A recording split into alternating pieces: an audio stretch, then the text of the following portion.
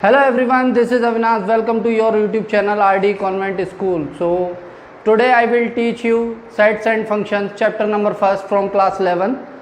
So without wasting our time, let us proceed to the chapter. So let's go on the board. So what is sets? Set is a group of number or nouns which can be defined. ऐसे संज्ञा या किसी संख्याओं का समूह जिसको परिभाषित किया जा सके वो सेट कहलाता है। अब सेट का रिप्रेजेंटेशन कैसे किया जाता है? सेट को रिप्रेजेंट करने के लिए हमेशा कैपिटल लेटर यूज़ किए जाते हैं। ऑलवेज हम कैपिटल लेटर यूज़ करते हैं। A B C X Y Z, ये रिप्रेजेंटेशन किया जाता है। किसको रिप्रेजेंट करने के लिए? अगर आप किसी सेट्स को रिप्रेजेंट कर रहे हो तो किससे रिप्रेजेंट करोगे? A B C X Y Z, वो भी कैपिटल लेटर से। मतलब अगर आपको कोई सेट लिखना है तो आप मान लीजिए कोई सेट ए है, ठीक है, तो आप उसको ऐसे लिखोगे ए इज़ अ सेट, ठीक है ना। आप ए से उसे रिप्रेजेंट कर रहे हो और यहाँ पर आपके जो भी नंबर्स होंगे या जो भी नाउन्स दिए होंगे वो आपके इस ब्रैकेट के अंदर आएंगे। तो सबसे पहले रिप्रेजेंटेशन ऑफ सेट्स आता है। तो सेट्स को हम रिप्रेजेंट किससे करते हैं? A B C X Y Z capital letter से, ठीक है। इसके अंदर जो भी एलिमेंट होते हैं, जो भी अवयव होते हैं, उनको हम रिप्रेजेंट करते हैं small A B C D से। A B C D E X Y Z, ये इसको small A B C D से रिप्रेजेंट किया जाता है, ठीक है। A B C D E X Y Z. अब एक टर्म और उसमें होता है बिलोंग्स टू। क्या होता है? बिलोंग्स टू, ठीक है। बिलोंग्स टू को आप रिप्रेजेंट करते हैं किससे? कुछ ई टाइप का बना होता है, लेकिन एक्चुअल में वो ई नहीं होता, वो सिंबल होता है बिलोंग्स टू का। किसका सिंबल होता है? बिलोंग्स टू का। ये चीज़ याद रखिएगा। अभी इसका यूज़ मैं बताऊंगा कि बिलोंग्स टू मैंने आपको क्यों बताया। एक टर्म और होता है बिलोंग्स टू जिसको ई की तरह लिखा जाता है। एक्चुअल में ये ई की तरह इसलिए इसको यूज़ किया गया है क्योंकि ई रिप्रेजेंट करता है एलिमेंट को, मतलब अवयव को, ठीक है ना। तो बिलोंग्स टू को इस सिंबल से रिप्रेजेंट किया जाता है। अब सेट्स का रिप्रेजेंटेशन दो टाइप से होता है। कौन से टू टाइप्स हैं उसके? पहला होता है टेबुलर या रोस्टर फॉर्म।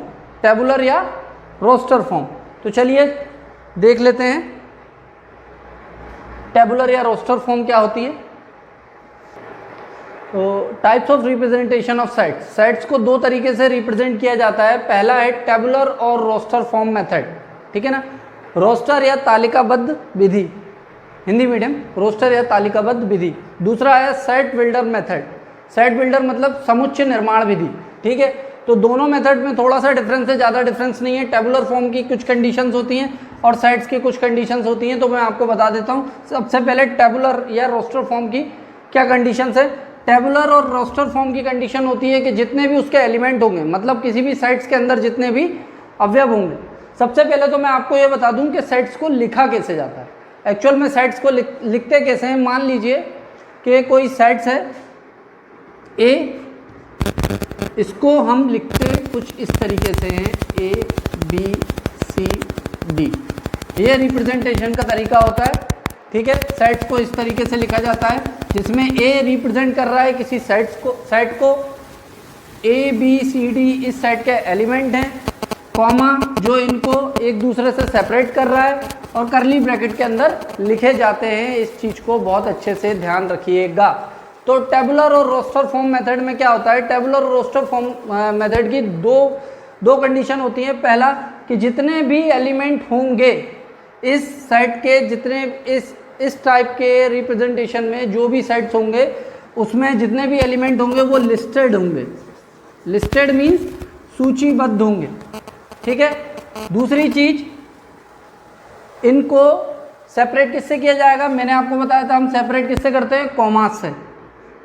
कॉमास से इनको सेपरेट किया जाता है, ठीक है। और करली ब्रैकेट्स के अंदर इनको हम लिखते हैं, ठीक है। तो ये हो गई किसकी? टेबुलर और रोस्टर फॉर्म मेथड्स की। अब बात करते हैं हम सेट बिल्डर मेथड की। सेट बिल्डर मेथड्स की सबसे बड़ी कंडीशन है कि अगर सेट बिल्डर मेथड में कोई भी सेट है, मान लीजिए मैं एक एग्जांपल लिखता हूँ, ए ई आई ओ यू। अब इस सेट की आप एक प्रॉपर्टी देखिए। कुछ दिख रहा है आपको इस सेट में एक प्रॉपर्टी? इस सेट में हमें ये दिख रहा है कि AEIOU इंग्लिश अल्फ़ाबेट के वॉवल्स हैं। क्या हैं? वॉवल्स। तो जो सेट बिल्डर फॉर्म मेथड होती है, तो इसमें क्या होता है कि कोई भी सेट अगर है तो उसके एलिमेंट आपस में तो सेम प्रॉपर्टी रखते होंगे। जो भी एलिमेंट है, A is vowel, E is vowel, I is vowel, O is vowel, U is vowel. तो ये सारे के सारे एलिमेंट जो हैं वो आपस में तो सेम प्रॉपर्टी रख रहे हैं, लेकिन सेट के बाहर अगर कोई एलिमेंट होता है तो उससे इनकी प्रॉपर्टी मेल नहीं खाती। ध्यान रखिएगा, उनकी प्रॉपर्टी मेल नहीं खाती। इस सेट में सारे एलिमेंट्स की प्रॉपर्टी जो होती है वो सेम होती है और बाहर के किसी एलिमेंट से इनकी प्रॉपर्टी मेल नहीं खाती। तो जैसा कि मैंने आपको बताया कि टेबुलर और रोस्टर फॉर्म मेथड, टेबुलर और रोस्टर फॉर्म मेथड का ये एग्जांपल है। आप अगर टेबुलर और रोस्टर फॉर्म में अगर किसी सेट को रिप्रेजेंट कर रहे हैं तो इस तरीके से करेंगे कि कैपिटल ए सेट को रिप्रेजेंट कर रहा है, AEIOU ये सभी अल्फ़ाबेट्स हैं और करली ब्रैकेट के अंदर लिखे जाते हैं और सबको किससे सेपरेट किया जाता है? कॉमा से। ठीक है, तो ये हुआ example tabular and roster form method का। अगर इसी को मुझे सेट बिल्डर फॉर्म में लिखना हो तो मैं कैसे लिखूंगा? A is a set of X ratio X is a set of vowel of English alphabet।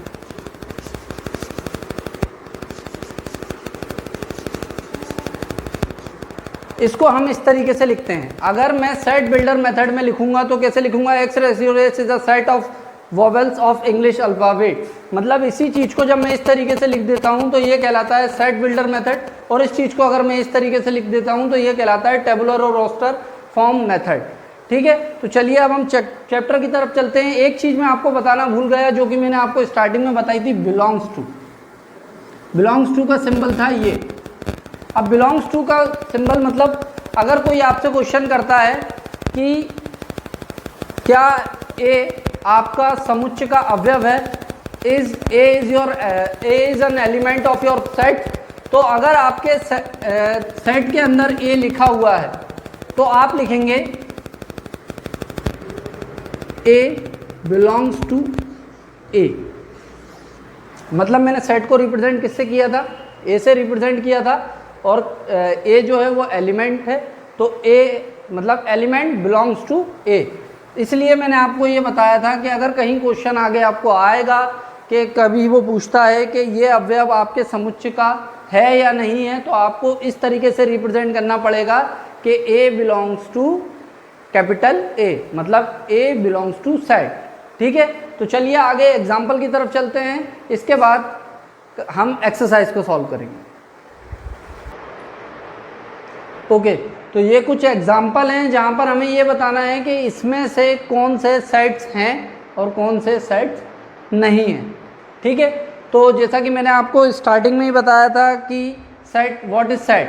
Set क्या होता है? Set is a group which can be defined. एक ऐसा समूह जिसको परिभाषित किया जा सके सेट कहलाता है। तो सबसे पहला क्वेश्चन है हमारा, collection of all those month in a year which start from F. ठीक है, तो हम अगर इसको लिखेंगे तो कैसे लिखेंगे? मान लीजिए हमने सेट को रिप्रेजेंट करा ए से, और ये फरवरी, केवल एक मंथ होता है जो स्टार्ट होता है एफ से। मैंने क्या बोला था? ग्रुप होना चाहिए। वेल डिफाइंड तो है ये, कि ये बिल्कुल डिफाइंड तो बहुत अच्छे तरीके से, परिभाषित तो बहुत अच्छे तरीके से है कि वो लेटर एफ से स्टार्ट होना चाहिए। लेटर एफ से फरवरी स्टार्ट होता है, लेकिन ये कोई ग्रुप नहीं है, ये एक सिंगल है, तो ये सेट नहीं होगा। ठीक है, सेकंड आ जाओ, collection of those month whose name start from J. ठीक है, जे से स्टार्ट होने वाले जनवरी, जुलाई, जून। अब देखिए मैंने ये दोनों कंडीशन को फॉलो कर रहा है। ग्रुप है, ग्रुप कब होता है? जब दो या दो से अधिक होते हैं। मतलब जब 2 और मोर देन 2 होते हैं, तो जनवरी, जुलाई और जून 3 मंथ्स हैं, ग्रुप बना रहे हैं, वेल डिफाइंड है कि स्टार्ट विद जे से स्टार्ट हो रहे हैं, तो ये एक सेट है। क्या है? सेट है। तीसरा है best 11 batsman in the world. अब भाई 11 बैट्समैन बताने हैं, वो भी बेस्ट वर्ल्ड में। आप ये समझ सकते हैं, ये आप वेल डिफाइंड आपको कहाँ से लगता है? 11 बैट्समैन कोई भी हो सकते हैं पूरे वर्ल्ड के बेस्ट, ठीक है। तो ये डिफाइंड नहीं है अच्छे तरीके से, ये भी सेट नहीं होगा। Most dangerous wild animal in the world. अब भाई वाइल्ड एनिमल भी दुनिया में इतने हैं, कुछ तो ऐसे हैं जिनके हम नाम भी नहीं जानते, तो ये भी वेल डिफाइंड नहीं है, तो ये भी सेट नहीं होगा। कुछ इसी प्रकार के क्वेश्चन आपकी बुक में दिए गए हैं, उनको आप सॉल्व करने की कोशिश कीजिएगा। हम चलते हैं नेक्स्ट टाइप के क्वेश्चन पे, जिसमें आपको टेबुलर और रोस्टर फॉर्म में वो किस तरीके से लिखे जाते हैं और किस तरीके से आपको उसके क्वेश्चन आ सकते हैं, उसके एग्जाम्पल करा देता हूँ। तो चलिए चलते हैं नेक्स्ट एग्जाम्पल्स की तरफ। तो चलिए second type of question start करते हैं, जिसमें हमको ये बताना होता है कि if A is equal to 1 2 3 4 5 6 7 8 9 10 then fill the blank by appropriate symbol belongs to not belongs to। अगर a समुच्चय a ये है, तो आपको उसमें सिंबल फिल करना है कि जो फिल इन द ब्लैंक दिए, आपको रिक्त स्थान दिए, उसमें आपको सिंबल फिल करना है बिलोंग्स टू और नॉट बिलोंग्स टू। तो जैसा कि मैंने आपको बताया था कि अगर किसी कोई भी सेट दिया है, उसके अंदर वो एलिमेंट दिया है, तो हम बिलोंग्स टू का साइन लगाएंगे, और अगर वो एलिमेंट नहीं दिया हुआ है तो हम नॉट बिलोंग्स टू का साइन लगाएंगे। तो सबसे पहला क्वेश्चन 5, हमारे सेट जो दिया था ए, इसके अंदर कहीं पर 5 है? जी हाँ, ये रहा एलिमेंट 5, ठीक है। तो हम सिंबल लगाएंगे 5 is an element of A. Second है 9 भी है हमारे सेट का एलिमेंट है, तो 9 इज एन एलिमेंट ऑफ ए। 11 हमारे सेट में नहीं है, इज नॉट एलिमेंट ऑफ ए। 0 हमारे सेट में नहीं है, इज नॉट एलिमेंट ऑफ ए। ए हमारे सेट में नहीं है, इज नॉट एलिमेंट ऑफ ए। ई हमारे सेट में नहीं है, इज नॉट एलिमेंट ऑफ ए। तो जब बिलोंग्स टू और बिलोंग्स टू नॉट बिलोंग्स का क्वेश्चन आएगा, तो आपको इस तरीके से देखना है कि हमारे सेट में वो एलिमेंट दिया गया है या नहीं दिया गया है। अगर दिया गया है तो बिलोंग्स टू का साइन आएगा, अगर नहीं दिया गया है तो नॉट बिलोंग्स टू का साइन आएगा। तो चलिए अब चलते हैं नेक्स्ट टाइप ऑफ क्वेश्चन। तो चलिए नेक्स्ट टाइप क्वेश्चन स्टार्ट करते हैं। नेक्स्ट टाइप क्वेश्चन में हमें दिया जाता है write the following set in a roster form. ये हमें दिया है, कौन सा फॉर्म दिया है? Set builder form. कौन सा फॉर्म दिया है?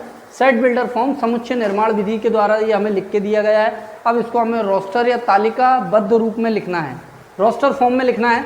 तो सिंपल होता है, जैसा कि मैंने आपको अभी इससे पहले जब मैं समझा रहा था, तो मैंने बताया था कि A-E-I-O-U सब वॉवेल्स होते हैं जिनको हम लिख लेते हैं। अब वैसे ही इसमें होता है। अब ये दिया हुआ है A is equal to x ratio x is an integer and -2 less than x less than 9। मतलब जो x की वैल्यू है, मतलब जो भी एलिमेंट्स होंगे वो -2 से बड़े होंगे और 9 से छोटे होंगे। तो हमें लिखना है, तो सिंपल हम लिख लेंगे A इक्वल टू ब्रैकेट का साइन। हमें इसको किस फॉर्म में लिखना था? सेट बिल्डर फॉर्म में। तो A इक्वल टू -2 से बड़े होना चाहिए, मतलब तो -1 0 1 2 3 4 5 6 7 8 9 से छोटे होना चाहिए, तो हम 9 इसमें इंक्लूड नहीं करेंगे। तो ये हमारा हो गया पहला क्वेश्चन सॉल्व।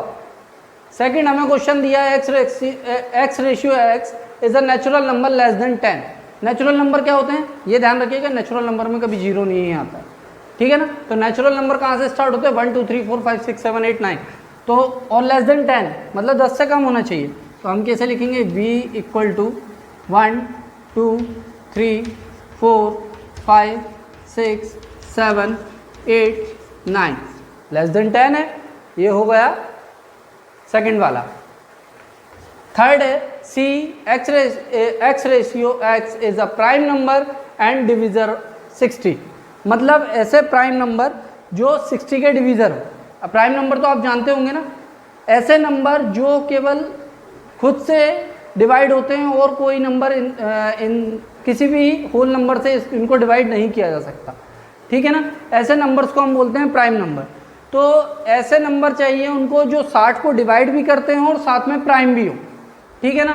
तो हम देखते हैं कि 60 किस किस से डिवाइड हो सकता है और साथ ही वो प्राइम नंबर होना चाहिए। जैसे 2 इज़ एन प्राइम नंबर है जो कि 60 को डिवाइड कर सकता है, लेकिन 2 को और कोई होल नंबर डिवाइड नहीं कर सकता। उसके अलावा केवल 2 को 2 से डिवाइड किया जा सकता है, बाकी और कोई नंबर उसको डिवाइड नहीं कर सकता।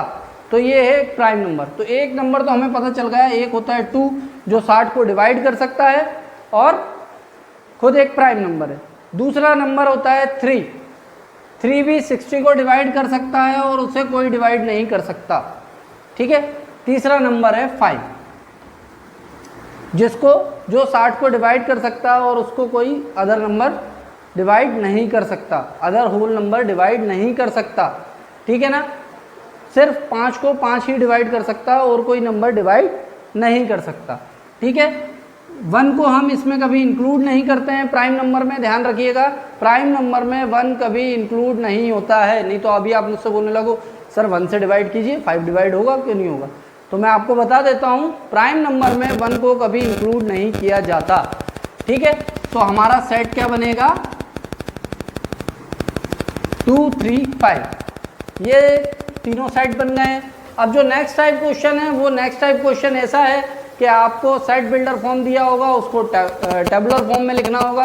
तो जो एक्सरसाइज है उसमें इसी तरीके के क्वेश्चन हैं, उनको आप सॉल्व कीजिएगा। और अगर कोई डाउट है तो मुझे कमेंट सेक्शन में या मुझे व्हाट्सअप नंबर पे आप अपने डाउट्स भेज सकते हैं। मैं कोशिश करूँगा कि जल्द से जल्द आपके डाउट्स को मैं क्लियर कर सकूँ। नेक्स्ट वीडियो में हम 1.2 के कुछ एग्जाम्पल सॉल्व करेंगे। अगर आपको एक्सरसाइज में कोई डाउट आता है तो वो डाउट को सॉल्व करेंगे।